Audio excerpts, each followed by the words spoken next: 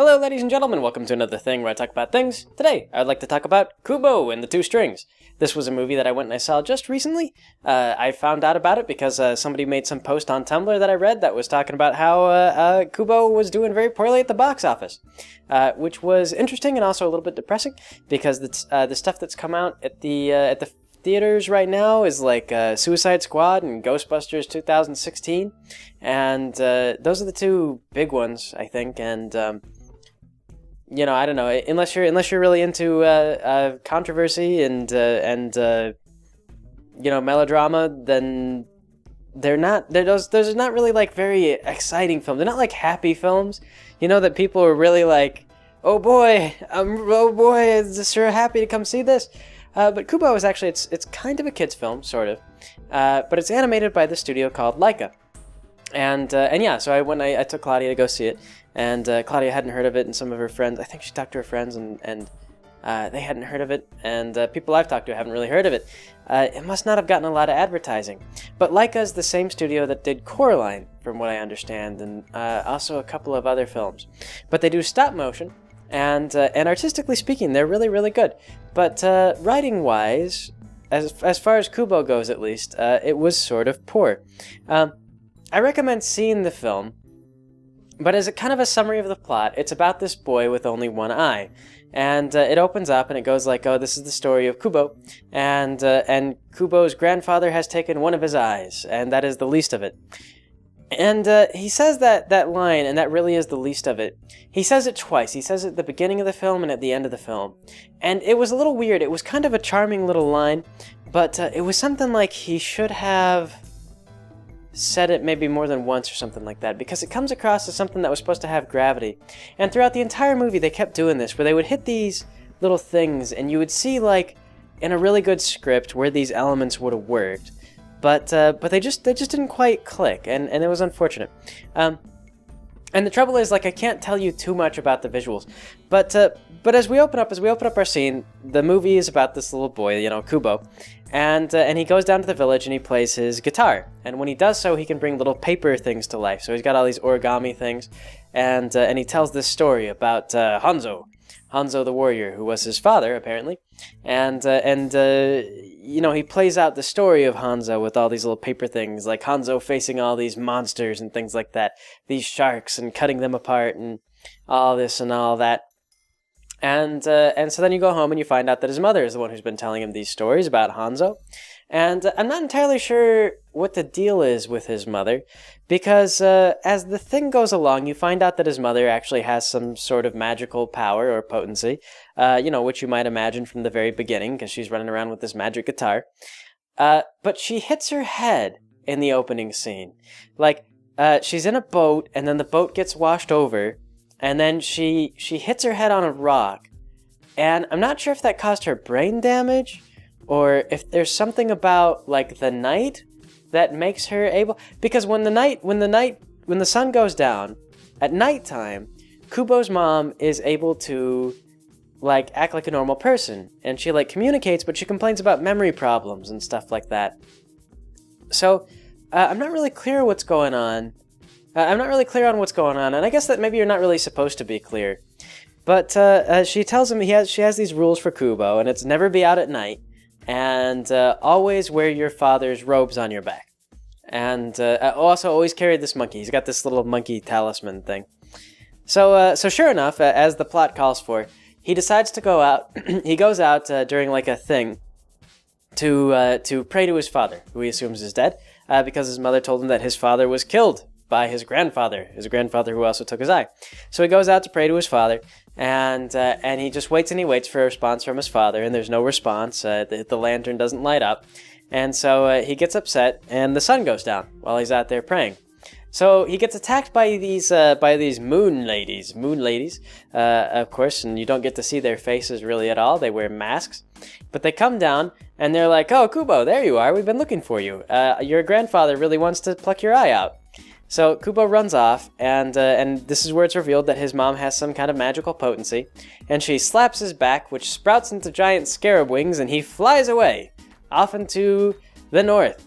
And this is where the movie kind of, it had me with it up until then. Like I was kind of immersed until we actually take off and we go on our adventure. Because at this point the writing kind of unravels. And like I say, you hit these points and like you say to yourself, you're like, all right, movie, like I've seen this trope. Like I know what you're trying to do, but for some reason, like you missed a step or you didn't build it up right or something happened. And it just sort of kind of lets down. Now it's really pretty though. You have to remember this is all stop motion, probably with a bit of computer stuff. Like there's waving corn and stuff like that, and it's all really pretty. It's all very stylish and it's really neat to look at. And I can't really put enough emphasis on that because it's probably the number one reason to go see the movie. But they're out there in the snow, and the monkey talisman comes to life, and so now he's just got this monkey walking around. And the monkey tells him, like, all right, Kubo, what you need to do is you need to go find the legendary armor, sword, and helmet that your mother used to tell you about in those old stories, those legends. Because this is the only way that you'll ever defeat your grandfather. I mean, now that they found you, they're gonna stalk you until you're dead. Well, until your eye is taken anyway. They keep saying they're just gonna take his eye. It's implied that they might kill him if they can't get his eye, but they really just want his eyeball. So, she says, so we're gonna have to do that. And there's no other choice. So Kubo falls asleep, and when he wakes up, he's got a little paper thing of his father, Hanzo. He's got an origami Hanzo, and he's like pointing in the direction of the first artifact. So this is how we get our sort of breadcrumb trail, and it's weird. It's a little bit weird because the little guy is not actually necessary. And they do things with him, like he's part of a comedic relief sort of thing. Like, when you have those little characters and they act as a sort of conscience, or like something's happening and the little paper guy would like poke on the back of your neck and be like, oh, hey guy, like, a thing, and like pay attention to a thing. And then the character would just like stuff the little guy down, it's like a metaphor for that little prickle on the back of your neck that senses that something's wrong. Well, the movie kind of, you can tell it's sort of doing that, and that's sort of what the thing is there for. But I don't recall any particular time, I think maybe once, when the little paper guy like points to somebody, and then they look at him, and they're like, oh, it's a surprise. I think that's the only time that happens, and otherwise, he doesn't really serve that essential role. Like, he doesn't really do that. He's just a little paper guy that just points the way, and so they just follow wherever the paper guy is going. And what's funny about that is that the monkey actually knows everything that she would realistically, the monkey knows everything, or could potentially know everything, the way that the script is set up. It's eventually revealed that the magic that was produced, it was like his mother's magic, and his mother knew about the armor. His father knew where all the armor was. The father knew where the sword was, and where the armor was, and where the helmet was, and she lived with his father. And so, like, the monkey was being revived with the mother's magic, and the monkey knew what the mother wanted it to know. And so, like, the monkey should have theoretically known where all these artifacts were. But for whatever reason, they didn't go with that. They were like, no, this little paper guy. And then the little paper guy didn't actually do anything, he just pointed the way. So it was kind of like, that little character was there, and there was potential to use him, and I could see what trope they were going for. But for some reason, he kind of slipped under the cracks. And he did some stuff. I mean, they did some interesting animation with him, and this is the thing that kind of kills me, is that I get the impression that the more artistic guys, the animators and the artists, really liked this character, and they really wanted to keep him in, because they were doing things with him, like they would squash him, or they were doing like interesting animation things with him, but story-wise, they didn't really make very good use of him. But in any case, though, they start trudging through the snow, I guess. They didn't really explain where it is, and they find themselves among some fallen statues, and it turns out that this giant beetle man is living among these statues. So the beetle man grabs a hold of Kubo, and just takes him into his room. And so the monkey chases after him. He's going to stab this beetle man to death. And then it turns out he's like, oh, no, I just wanted to show you my room. Because he reveals that the beetle man, he goes, oh yeah, no, I have this same crest. This crest on this kid's back, I have this same crest. And he's got like all this samurai armor, and like he's like he's a savant with bow and arrow. And he's got like this big flag with the crest on it. He goes, I think that I used to be a samurai, and I worked under someone who had this crest. And they go, well, how do you know? They're like, what makes you say that? He goes, I had amnesia. He goes, I got amnesia. He goes, I don't know when I got amnesia or how I got amnesia, but I used to be a noble samurai. I used to be a man, but all my memories were stolen. And now all I've got to remember is this crest, and every now and then I just get these feelings and these little flashbacks, and I can sort of remember I used to be a samurai or something. And, you know, I mentioned previously, like, I don't know, this is a sort of thing, it's like, it feels like giving away a spoiler, but almost right away, like, as soon as he did that, it was all super, super blunt. I mean, those of you out there watching, like, three guesses as to who the beetle is, because it's pretty straightforward. I mean, you could kind of chalk it up to being like a kid's movie, but it was another one of those things where the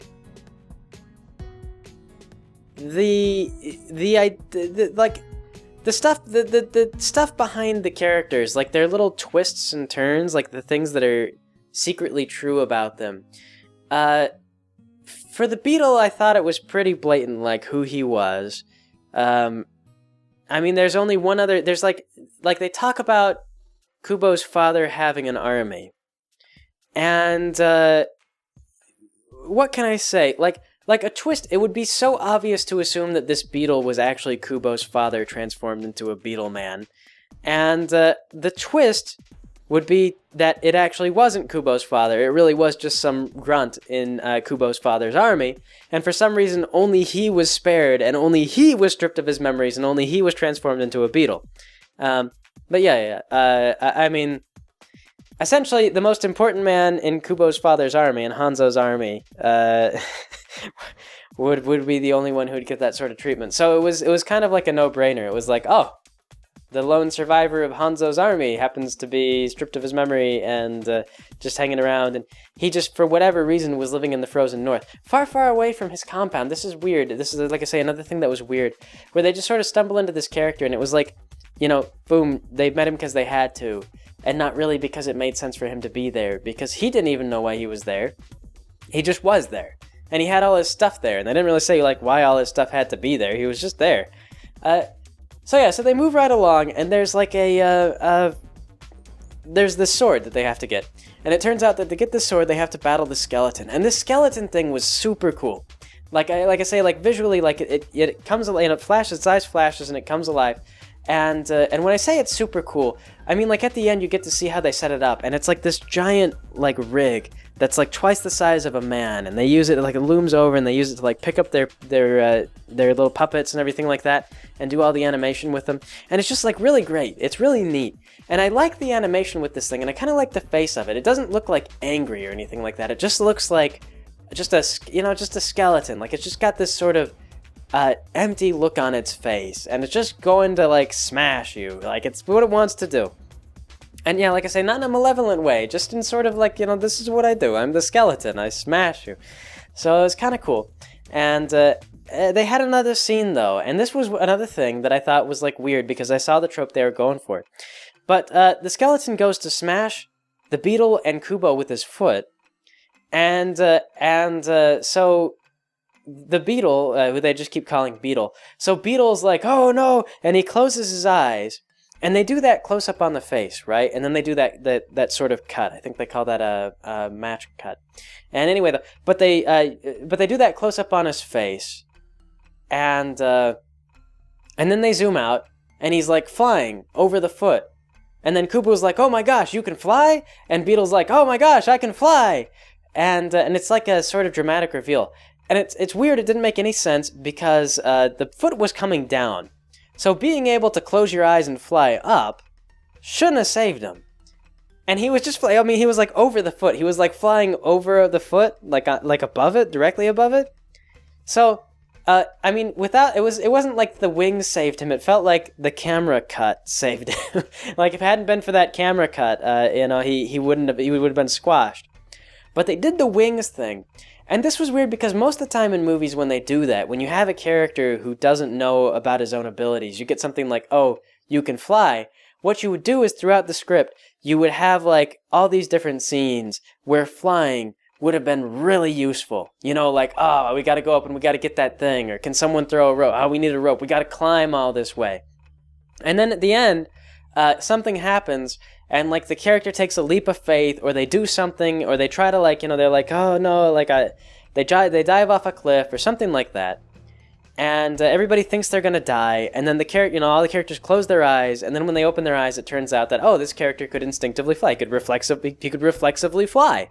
That was how that worked. And so then you'd kind of have all this comedy going back, because you'd be like, oh, you could fly this whole time, and if you played it really well, you would have enough scenes that the audience would also click. We're like, oh wow, if we'd known that this guy could have flown from the beginning, we would have skipped over all these little petty grievances, and we would have been so great. But this is like the very first thing that Beetle does, is Beetle like flies, and they're like, oh my gosh, you can fly? And he's like, oh, I can fly! And so it's kind of like, the audience had no reason to believe he could or could not fly previously, and so Beetle's triumph is like totally lost on us because he never really encountered any hardships that would have been solved by flying before. This is the first time, and he totally used it. So it's sort of like, if they'd been like, Beetle, can you go get that high piece of furniture down, or that high fruit down from the tree? And then Beetle had just flown up and gotten the fruit, and then come back down and been like, oh wow, I can fly! And the audience would be like, oh, that's cool, that'll come in handy later. And I don't think that Beetle's ability to fly did come in handy later. I think Beetle was groundborn most of the time. So just weird. Like, they had that trope and they played it. Like, it's just like a card they had, but they just played it, and they played it at a really inopportune time without any of the setup. And again, like I say, Kubo, it's as pretty of a movie as it was, and as much as I enjoyed watching the animation and the visuals, it just kept doing this to me. Just kept doing this. There was another scene, as they moved on, they got out into a lake. And I really love this monster that they do. They have these eyeballs that are down there, and this scene is actually really cool.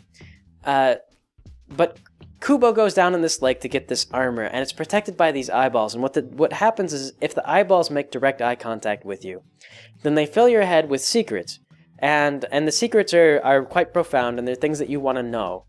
So instead of leaving, you stay, and then you drown, and then after you drown, like the creature with the eyeballs, consumes you. So Kubo goes down there, and all the eyes they're just very cool looking, I thought. Like, the lighting was really good. Like, this was another one of these things where, like, the visuals were just, like, great. Like, I was just watching it, and I was just like, ooh, cool. Like I say, like, the skeleton was cool, and, like, these eyeballs were cool, and the monsters are all just really cool. Like, the setting is cool. He makes this this ship out of, like, autumn leaves, and it's really pretty. Like, it's got, like, the mast is like a tree trunk, and they let go of the sails, and the sails are made out of these autumn leaves. They have some battle scenes which look really good. Like, they actually have a fight in the rain out on this ship with one of these sorceress sort of women, one of these night women, and this actually goes over really cool. And they have some good back and forth, some good dialogue. Like, there's I don't know. Like I said, I try not to spoil too much. I already kind of spoiled Beetle, but I don't know, they have a little bit of good banter going on, And that whole scene was pretty good, probably because they were trapped and had nowhere that they could go. I can't, now that I think of it, recall how they survived in the end, because the whole thing got wrecked up pretty bad. I think it was some kind of thing that Kubo did. I don't know, or maybe they just glossed over it. Maybe they just did and fade. I can't remember now. I don't think they did an and fade. I think something happened and it was something magical, but I don't remember now. It was sort of just like, we're done, we're moving on. So yeah. Anyway, though, then they go and they visit like Kubo's father's his old fortress, and this is where you find out that Hanzo did know where all the stuff was. Like, he had all these maps and things like that, and he explains, and he's got directions to the next helmet. And of course, they have another big battle, and this battle is pretty good. And I don't know, they have a scene, and it's like, again, can't spoil, shouldn't spoil. But it's meant to be very sad, and the trouble is that, again, they didn't build up to it quite well enough. The trouble with all the characters is that they're a little bit monodimensional. Kubo himself is likable. Like, I liked Kubo. I thought he was a fun character. But, like, Monkey and Beetle are are kind of like Beatles like stupid. I get the feeling that he was supposed to be played by Robin Williams. Like the feeling I get from him was that he was supposed to be like Aladdin's genie. Like he was supposed to be full of these sort of dumb quips and, you know, comedic one-liners and things like that. And the trouble was that he really wasn't very funny. He kind of didn't have very many like amusing lines. He was like cute. Like as far as like was he a good kids character? Like yeah, I bet kids like him. Like I bet you know there was some kids in the audience and they would they were laughing at Beetle and so the kids liked him. But I didn't think that he was particularly amusing. Like he wasn't like a how do I put it? Like he wasn't like clever. He was just kind of stupid. And then Monkey meanwhile was just like a stick in the dirt. And she was multidimensional. It wasn't like she was badly written. Like she was a convincing character. Because Monkey would do things, she was just like, like, we have to move. Like, I'm not dealing with this. Like, we have to move. We're gonna continue moving. And she would show kindness. I mean, like, throughout the film, there wasn't, like, a turning point for Monkey. There wasn't, like, I'm a stick in the mud, and then eventually she opens up her shell, and she becomes more lovable. It was just kind of like she continues to be very somber, very severe. And occasionally, like, when somebody does something good, and she approves of it, she rewards them. And, this would make her, like, a good... like, this made her very solid for her role. Like, it's such a weird thing. Like, as far as movie stuff goes, it wasn't a really relatable character because she would be the type of person... She was the type of personality that I think if you really traveled with this person, you would get to appreciate them really well. Because she had her head in the game, like, the entire time. And she wasn't cruel. Like when people got hurt, she would come over and she would tend to them, and make sure that they were okay. And she did so in a very generous and considerate fashion. She took their health seriously. She took their emotional well-being seriously. But it was like, this is a life or death situation, so we have to keep moving. And, we can't take too many risks, and we can't do this and we can't do that. So you didn't see this sort of like, I'm a closed-off character to like, I'm an open character. You kind of saw more of this, like, I'm a closed-off character, but with nuance and I care about you. And, like I say, I respected the character, but yeah, you really don't fall in love with her, because you just don't have time. The movie's not long enough. And, like, that character is not a trope, really. And this is one of these things about writing, is you get into this, people like, talk about like, tropes, tropes, everyone, like, you should try to go outside the boundaries and work outside of these things. But the trouble is that movies, they use tropes because you only have like, an hour and a half, maybe 2 hours or whatever, to get the audience familiar with your character. So you usually go with sort of a really simple stereotype, and the audience knows right away, like, oh, this is who this is. So, when Monkey showed up and Monkey was like, I'm the severe badass, I assumed that Monkey was going to eventually thaw, because that's that character that you get in the films. And so I saw Monkey and I was like, oh, okay, so she's going to be really hard on Kubo at first, but then eventually she's going to warm up and it's going to reveal that she's really soft-hearted and she's really sweet. But, yeah, she just continued to be icy, but at the same time considerate. And you just got this sort of impression like, oh, I mean, that's just the way she is. Like, it's just kind of who she is. So they don't have a trope for that. Like, that's a real personality type, but... that's not a stereotype. It's not a very malleable character. It's a convincing character, but not a very malleable character. So, so like Monkey being a convincing person, ironically, sabotages some of the more potentially emotional scenes, because they have a couple of important reveals for Monkey, like things for like, this is what's really going through Monkey's head. And it all makes sense in the context of the character, but that you don't get that emotional payoff, I thought. Yeah. So anyway, though, so moving on, so he finally gets the last piece of the armor, and he comes face to face with the Moon King, the final enemy of the film. And again, final monster, very cool. It's like this giant fish that's covered in like glow-in-the-dark paint or something like that. It looks really cool, and the battle's kind of neat. Like a lot of times, you think of your final apocalyptic battle. And this one was kind of great because it was just like, he was just like swimming, and he had these really nice swimming motions. And again, this comes back to sort of the beauty of the animation. He's got these sort of like elegant swimming motions, and he just comes down like a scythe, to bite off Kubo's head. And so you go through the whole fight, And the ending was kind of touching, although a little weird with the guy. It was like, Kubo gets his great triumph in the end, and it's not a bloody kind of thing. Like it winds up being that Kubo kind of the Moon King was his grandfather, and so Kubo shows mercy, and or as much mercy as you can show someone from the moon, I suppose. I don't know. Could be a fate worse than death now that I think about it, but whatever. Had a couple of questions for like what exactly does this mean for the Moon King at the end there, but yeah, mercy anyway, but some sort of mercy, misguided or no, and yeah, and the film goes out, and it's kind of a, how can I say, you get to see some of the process of them animating, and like I say, it was a very beautiful film, very pretty. Enjoyed it, had a good time at the theater, didn't feel bad about going, but yeah, I just read it's not doing so well at the box office, and it's a shame, but the writing wasn't too great. I mean, I kind of forgave it as I was going. I do recommend, like, if you're really into visual stuff, or if you really like animation, I mean, especially if you're a big animation fan, like, if you're one of those people who you just love to see, like, the fakery of motion on the big screen, it's worth going to see it just for that, because they do a lot of really fun stuff, and it's seriously, it's like it's very pretty, very flashy, like nice to watch.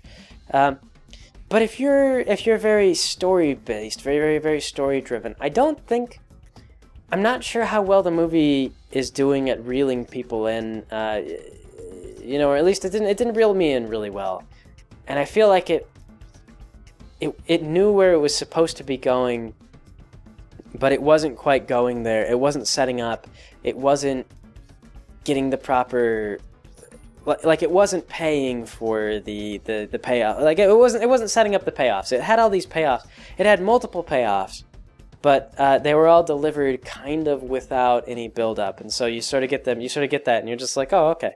Like I say, a lot of it just felt like sort of, deflated, like the wings thing. It's just like, oh, I can fly. It's like, okay, you can fly. Like you can also shoot arrows, and you can also jump very high. I think you can do a lot of beetle things. He also knew. I think they even comment on this. Like he was aware that he could hold his breath for a long time, because apparently beetles can do that. And then I think that Monkey commented. She was like, "Why do you know that you can hold your breath for a long time, but you didn't know you could fly?" And then Beetle goes, "Well, I lost my memories," or something like that.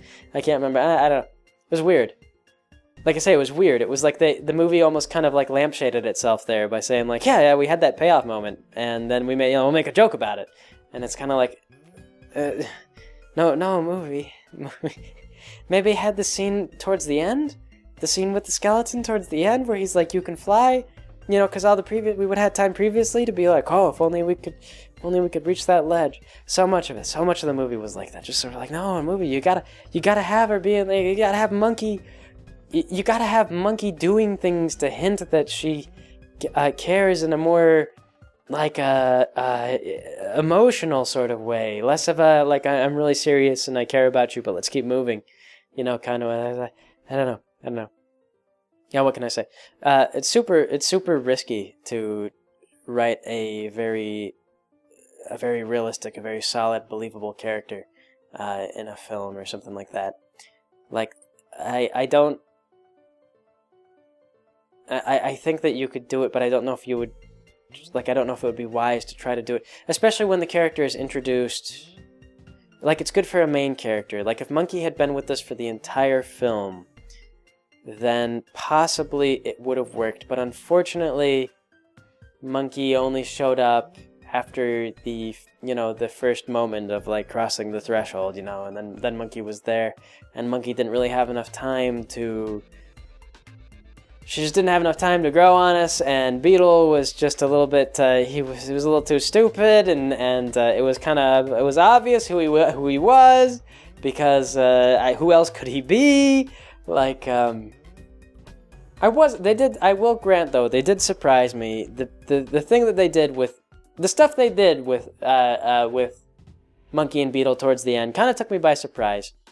And They didn't cheap out on you at the end either. People died in that film. Like, they introduced you to a couple of characters who are actually kind of charming.